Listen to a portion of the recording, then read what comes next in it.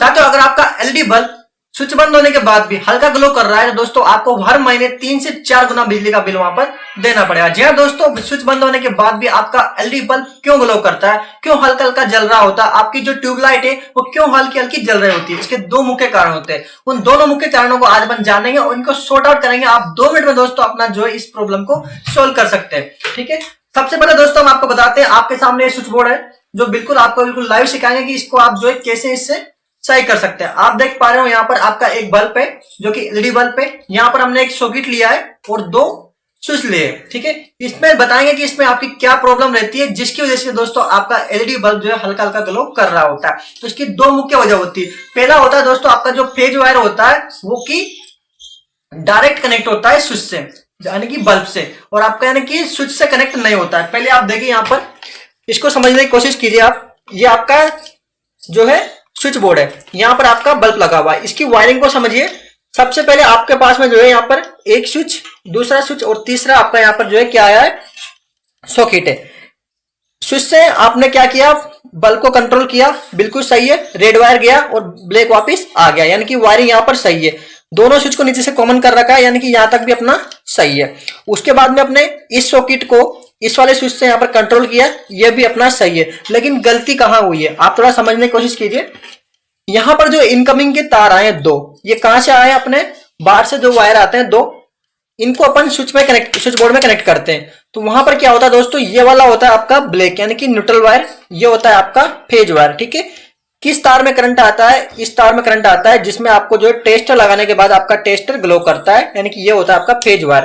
हमने कहां पर इसको कनेक्ट किया है, हमने इस जगह पर कनेक्ट किया जो कि बिल्कुल गलत है। ठीक है, यहां पर ये ब्लैक वायर है, ये वाला, ये न्यूट्रल का वायर है, हमेशा आपके इस पॉइंट पर कनेक्ट होता है, और आपका जो फेज वाला वायर है हमेशा दोस्तों स्विच वाले पॉइंटों पर कनेक्ट होता है। इन दोनों जगह पर आप जो है ये जो जगह देख रहे हैं, ये दोनों आपकी कॉमन हो रखी है, देखो इस तार से कॉमन हो रखी है। ठीक है, स्विच बोर्ड की वायरिंग बिल्कुल सिंपल, दोनों कॉमन हो रखी है, इसलिए इस वायर को आपको कहां कनेक्ट करना है, इस जगह पर कनेक्ट करना है, और इस वाले न्यूट्रल को यहां कनेक्ट करना है, ताकि फेज वायर यहां से जाएगा, स्विच ऑन करेंगे।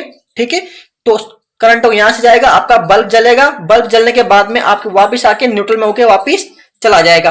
तो ये होती है आपकी बिल्कुल सही वायरिंग। अब होता क्या है, यहां से क्या किया हमने, स्विच तो आपका बंद है, ये जो स्विच है आपका अभी बंद है, लेकिन फिर भी क्या हुआ, फेज कहां पहुंच गया, यहां से डायरेक्ट आपके बल्ब में पहुंच गया और बल्ब आपका ग्लो कर रहा होता है। ठीक है, तो यही गलती होती है, सबसे मेन गलती, कि फेज वायर हमेशा न्यूट्रल से एक्सचेंज कर देते हैं, यानी कि फेज वायर को आपको हमेशा स्विच में लगाना होता है, न्यूट्रल को आपको डायरेक्ट देना होता है। आप यहां पर देखिए 2 स्विच है हमारे पास और एक सॉकेट है, एक हमने ये बल्ब लिया है, तो इसकी वायरिंग बिल्कुल सही है, लेकिन हमने जो इनकमिंग सप्लाई जोड़ी है वो बिल्कुल गलत जोड़ रखी है। तो इसको अपन जो यहाँ पर सही करने वाले, वो सही कैसे करेंगे, इसको यहाँ से हटा लेंगे। ठीक है, इसको यहाँ से फेज वायर को यहाँ से चेंज कर देंगे, तो आपको कुछ नहीं करना, इस जगह से इसको निकाल लेना, इस जगह से, ये आपका अलग हो गया। उसी प्रकार से आपको न्यूट्रल को भी यहाँ से निकाल लेना है। ये देखिए, इसको आपको हल्का सा खोलोगे तो आपका वायर जो है यहाँ से बाहर आ जाएगा। अब क्या करना है, यहाँ पर स्विच में आप या तो इस जगह पर या इस जगह पर, दोनों में कहीं भी जगह पर लगा सकते हो इनकमिंग का एक वायर, जो कि फेज वाला वायर होता है, इसको आप जो है कहीं भी यहाँ पर लगा सकते हो, कोई भी दिक्कत नहीं है। हमने क्या किया, यहाँ पर लगा दिया। ठीक है, और इसको क्या करेंगे, अच्छे से टाइट कर देंगे ताकि कोई भी लूजिंग पॉइंट यहाँ पर नहीं हो। ठीक है, तो आप समझ गए होंगे कैसे आपको अपनी घर की वायरिंग ठीक करनी है। हमने यहाँ पर ज्यादा पॉइंट नहीं लिए ताकि आपको कोई भी समझने में दिक्कत ना हो। ठीक है, उसके बाद में दूसरा वाला वायर है जो कि हम कहाँ कनेक्ट करेंगे, यहाँ पर इस जगह पर कनेक्ट करेंगे। इसको खोलेंगे हल्का सा और यहाँ पर आपको जो है न्यूट्रल की तार पर यहाँ पर लगा देंगे, इस जगह पर।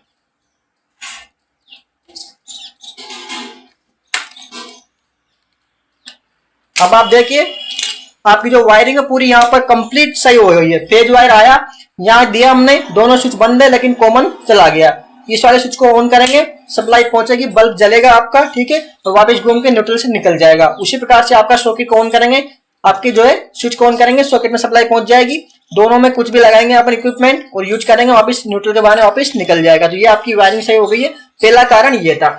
अब दूसरा कारण कौन सा होता है कि इसके अलावा दूसरा कारण, मान लीजिए हमने जो फेज वायर भी सही लगा दिया है। ठीक है, फेज भी सही लगा रखा है, न्यूट्रल भी सही लगा रखा है, फिर भी आपका जो है यहाँ पर क्या हो रखा है, बल्ब जो है ग्लो कर रहा है। तो इसका कारण यह है कि दोस्तों आपकी जो वायरिंग है बहुत ही पुरानी हो चुकी है। आपका जो इस वायर का जो इंसुलेशन होता है, इसके ऊपर जो आप देख पा रहे हैं यहाँ पर ये इंसुलेशन होता है, ये इंसुलेशन बहुत पुराना हो गया है, डैमेज हो गया है। तो यहाँ पर क्या होता है, आपका जो घर की वायरिंग होती है वो एक जो किसी भी एक पट्टी होती है, बटन पट्टी या फिर कोई प्लास्टिक का पाइप होता है पीयूष, उसमें से सारे वायर क्या होता है ऐसे पास पास से निकलते हैं, तो इनका इंसुलेशन बिल्कुल थोड़ा लूज हो जाता है यानी कि खराब हो जाता है, तो वहां पर क्या होता है इंडक्शन बनता है और उस वजह से दोस्तों वहां पर उसको अर्थ लीकेज का जो है सामना करना पड़ता है।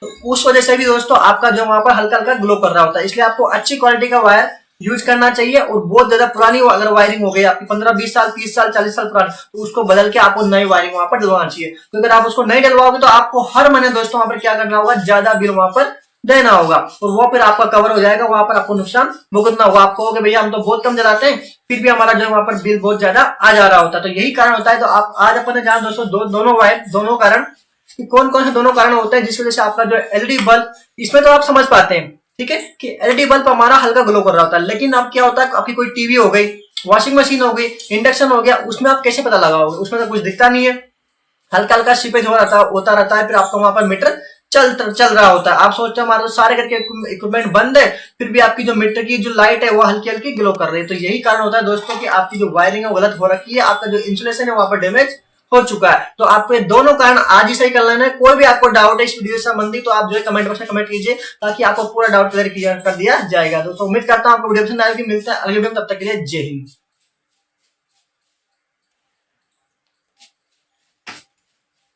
मस्त चुका